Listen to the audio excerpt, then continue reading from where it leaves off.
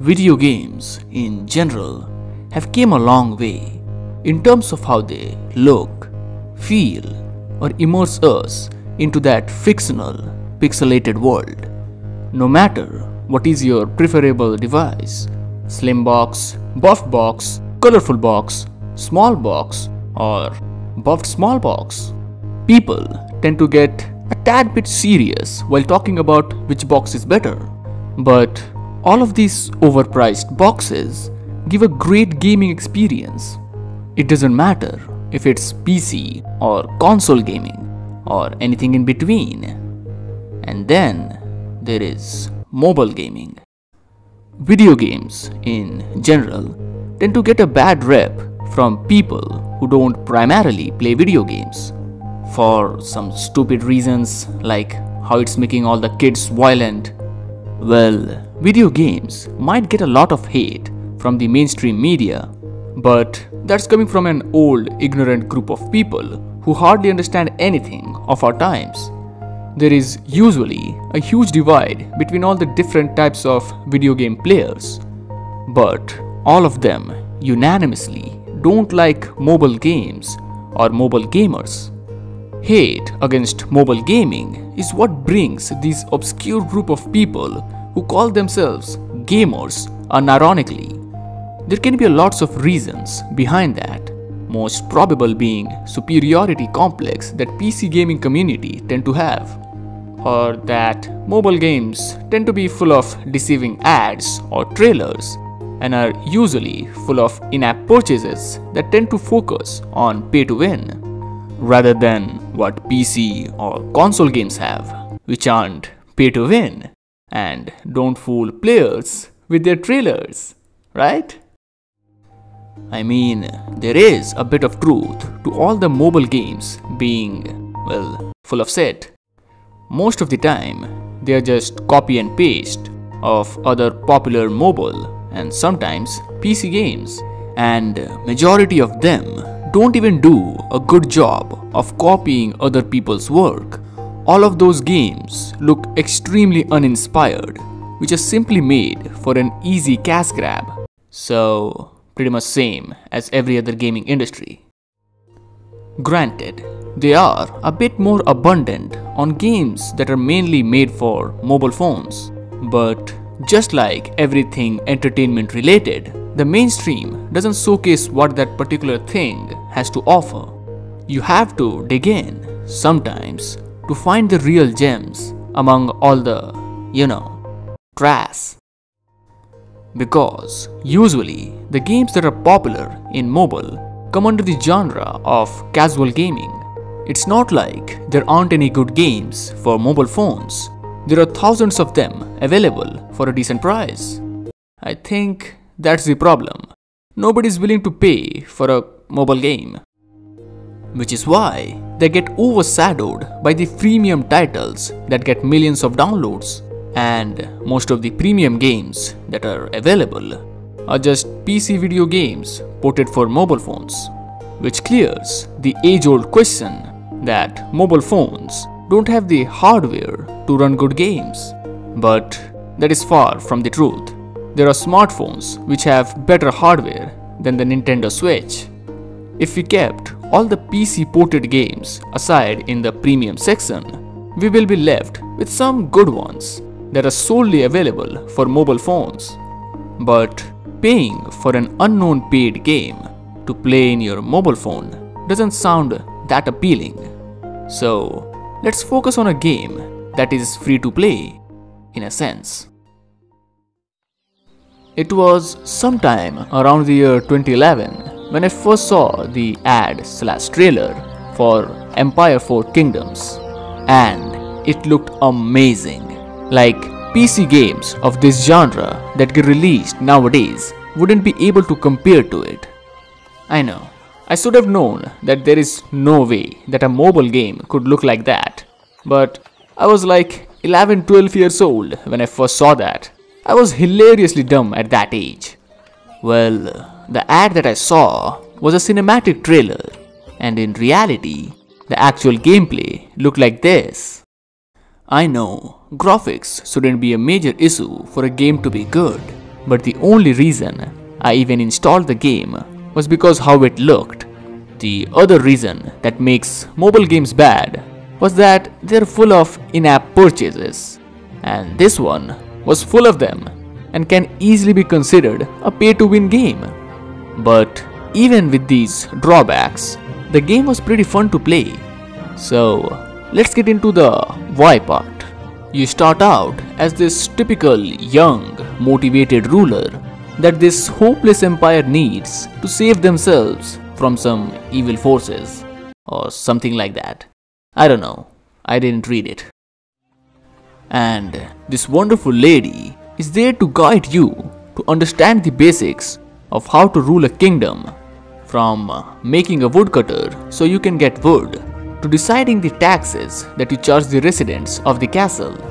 To keep the general public happy, you can build some decorations, like a bunch of barrels and a signpost.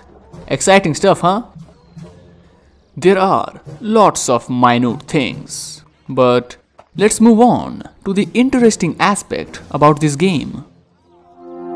After you complete building a barracks, you can recruit different sorts of soldiers. That requires certain resources, mainly being food, which you have to keep a tab of, or else you will wake up to all your soldiers being dead because they didn't have enough bread to eat. And after doing that, you have to construct an encampment where you can assign commanders who will lead your soldiers into battle. You get an option to make tools after you build a siege workshop, which are useful when you're battling other castles. When it comes to attacking other castles, there are two options. The first one being PvE. You can launch an attack to a nearby robber baron castle to plunder resources from them. And after each attack, it levels up that castle, which then gives you more loot. Well, that pretty much sums up the basic mechanics of PvE battles in this game. The in-depth system of how you attack is what made this game stand out from all the other medieval strategic mobile games, which is something that not a lot of other mobile games tend to do. They always go for simplicity to attract more players. But this game offered so many smart moves that you can do while attacking a NPC or player castle. And that brings us to the next part, the PvP. Well, from what I can remember, the player base of this game were against the whole randomly attacking other players. But as I am recording this just for the footage, I went full on with blasting any player castles nearby me. Generally, you just get resources when you attack NPCs, but when you attack a player, you get some of the honor points from them, which is determined by their level and how much honor point did they have. But if I were to play this game seriously, I would first upgrade my castle defenses and make some tools to defend from an oncoming attack from other said players. And just like the attacking system, the defending one is pretty well made too, which featured a castellan who defends your castle when it's under attack. And just like the commander, you can upgrade him with various equipments which can be obtained from numerous sources. That about sums up the basic premise of this game. It is a MMO strategic based game that has an incredible depth to it. I couldn't get into all of that because, first of all, I don't have the footage. I know I can play the game again, but I remember how much time it takes to get into the latter half of this game and how addictive it can get.